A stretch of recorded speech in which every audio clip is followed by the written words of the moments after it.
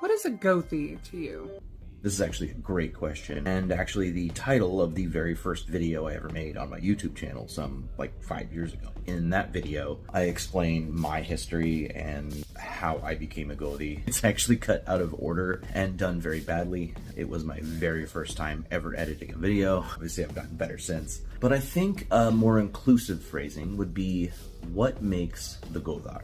Because Gothi is actually the male connotation, the mask version of essentially what translates to priest, as we would understand it today. Gothar being the plural and Githya being the feminine. I've also seen people use gender-neutral versions by kind of blending the two, Githi or Gotha. And really it's up to you and your kindred what you call yourself. A lot of people won't even have one central Gothi. It's simply whoever's house they're hosting that holiday or whatever the event is at that time. Whoever's running Bloat and Stumble will be the acting Gothar at that time. Now, the reason I was put into the position that I was in my kindred back in California and now in this new kindred here in Texas, experience. It's really up to the kindred as to why you are placed in that position. But for me, it was my knowledge, my experience, it helped facilitating growing that kindred. I have about 100 plus videos on my YouTube channel, some of which I've actually interviewed kins members.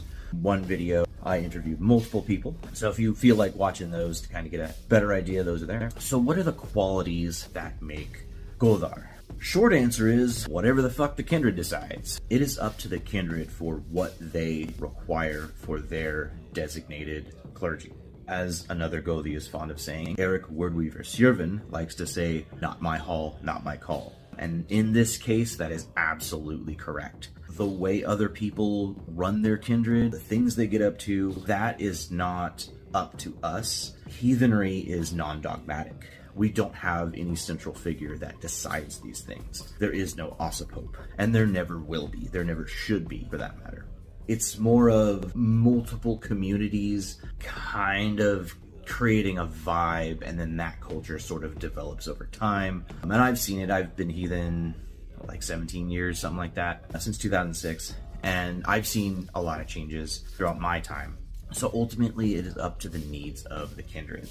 But typically, the Gothar are masters of ceremony, educators. We are the ones that tend to plan the holidays, or at least take a central role in planning the holidays. I really like to research prior to holidays. Like my kindred has always celebrated solstice, which is not technically a historical point, but it aligns with the Christmas season enough to where it's a modern tradition that we have built for our Yule. We have winter solstice coming up. That is something that I'm currently planning. And in order to do that, even though I've done it many times before, I am doing more research. Every single holiday, I will be better than the last time I ran the holiday. But it does tend to kind of have a potluck feel where everybody kind of comes together. And in my kindred back in California, we had a Jarl. We don't yet with this one because it's really small. That Jarl back there, we actually had a couple at different times. They would also kind of help facilitate things and almost run more of the social side of it, which is how we ran our kindred. And with the Gothi I mentioned earlier, Wordweaver, who also has a YouTube channel, by the way,